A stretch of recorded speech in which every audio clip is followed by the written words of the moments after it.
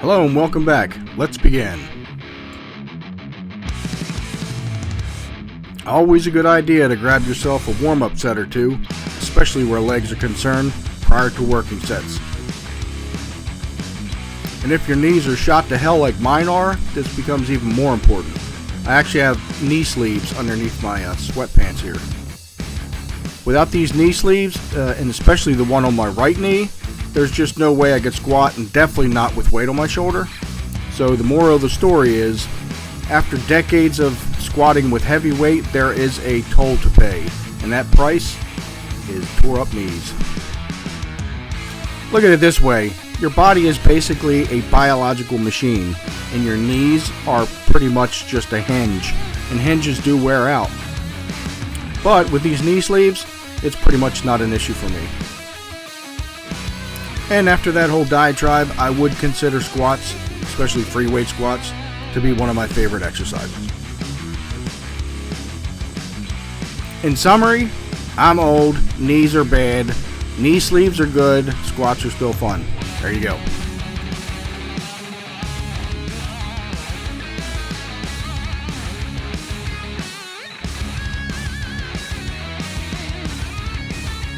Prior to buying this particular leg sled, I had no experience with this type of equipment, but I will say the range of motion is pretty amazing. Also, this company doesn't pay me to advertise their equipment, so I will not be naming the brand name. Unless, of course, they throw some coin in my direction, and I'm just a mercenary like that. Then again, it's not like it's impossible to tell the name brand. If you've watched any of my videos, you'll see what name brand all the stuff is that I use. See a lot of other YouTube channels doing equipment reviews and stuff. I don't know that I'll do that. Maybe I will, maybe I won't. But I would definitely not consider myself a fanboy of any particular brand. If I researched it and it looks pretty good, I'll buy it. Take this countdown clock above my head, for example. I researched the one on Rogue, and then I researched this one on Amazon. They both basically use the same Chinese electronic components. Only this one was $38 and the one on Rogue was $165. There you go. I do have plenty of Rogue stuff, and I don't buy cheap, but I do buy smart. Anyway, enough of my pontificating and testifying. Onwards with the workout.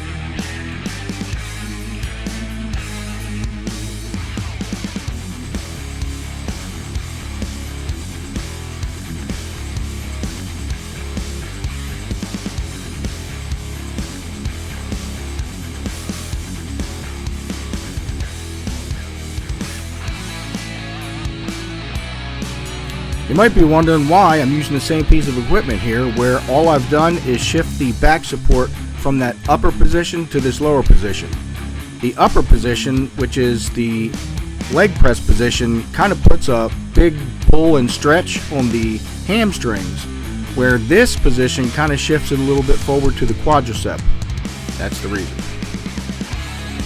Also, in editing the video, I noticed that this position also puts on full display my big fat gut. We're just going to call that my power gut for now.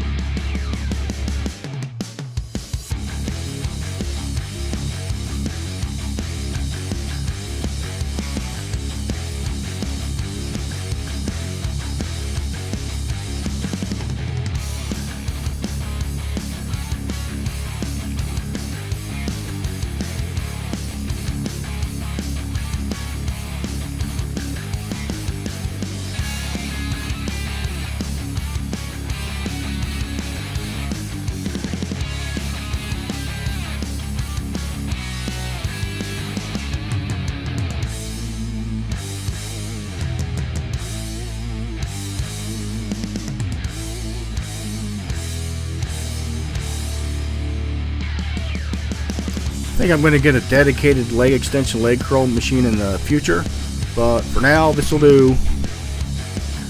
Currently I have this set up with cables to the weight stacks on the machine, but you'll notice that I tried to do this with the leg curl in the next exercise. Didn't work out so well, but thankfully there's a weight horn in the front, so I was able to use it. Biggest problem I have with this equipment, whether it's leg extension or leg curl, is there's just nothing to grab, like no handles on the side. So that's probably what's pushing me to buy a dedicated leg extension leg curl machine.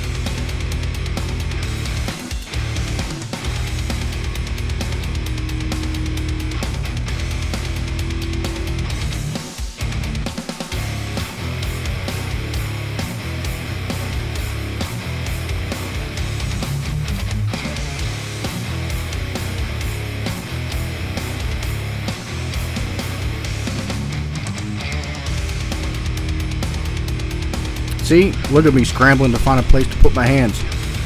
I'm a welder, so maybe I could go ahead and weld some handles for leg curl and leg extension. Maybe I'll give that a shot.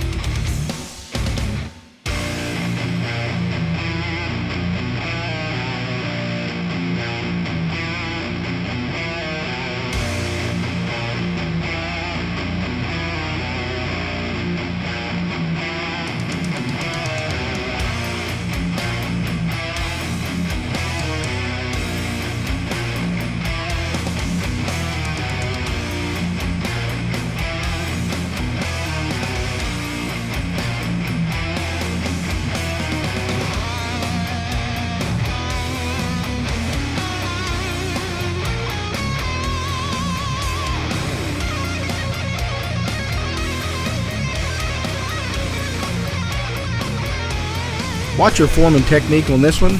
Sometimes I find it helpful just to look straight up to see how the dumbbells are coming together and use your peripheral vision to watch your arms rise. It's all about balance with this.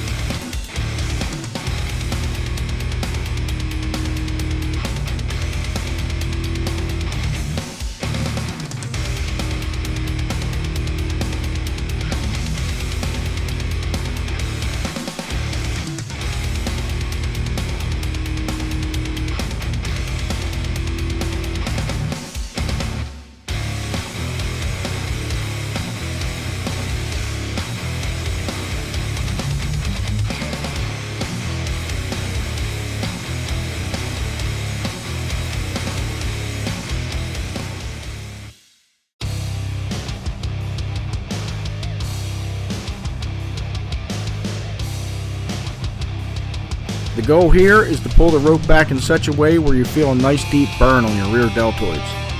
Rear delts are kind of a hard muscle to hit, but these do seem to do the trick. Another good exercise for the rear deltoid muscle is the bent over dumbbell lateral raise, but this one just seems to put a better burn, and it's easier to do, so this is a pretty good choice.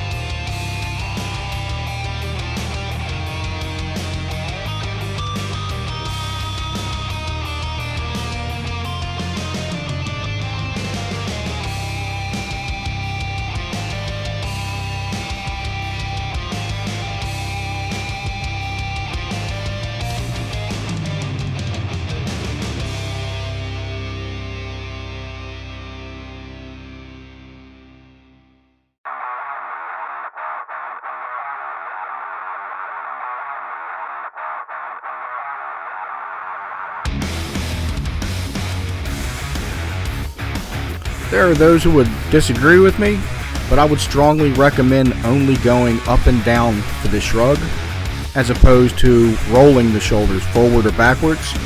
I have extremely arthritic shoulders, so anything rolling like forward or backwards is just basically grinding bone to bone for me. Also, it's helpful while performing this exercise to adopt a facial expression as if you're straining to take a dump.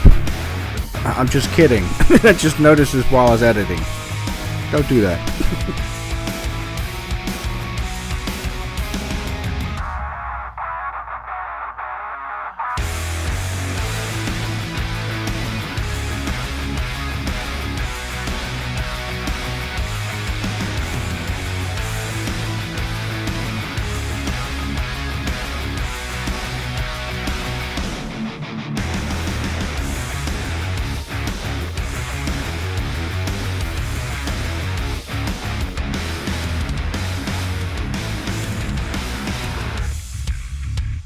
You can choose to do the forearm portion of this workout routine or not.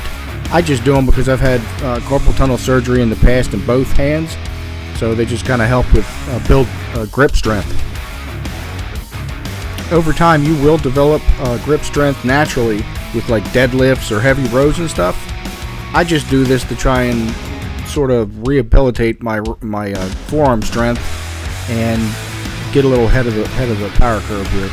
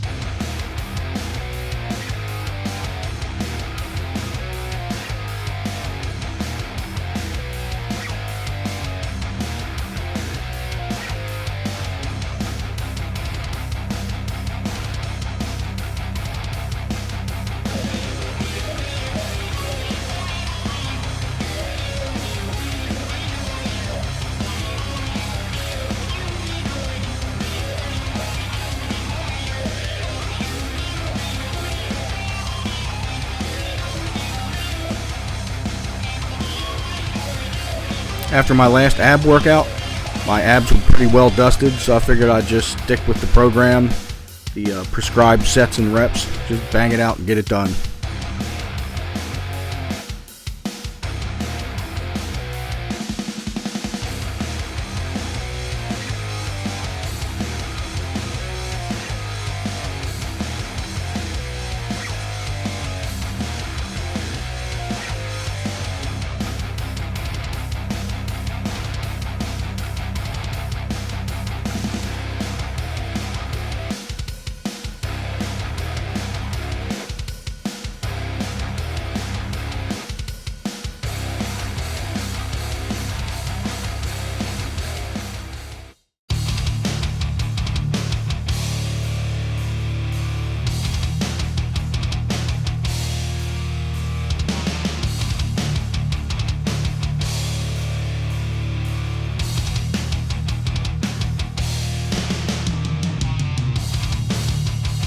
The hanging knee raise and this ab roller both have a sort of an ab crunch feature about them, but for this exercise I like the stretch at the end of the movement.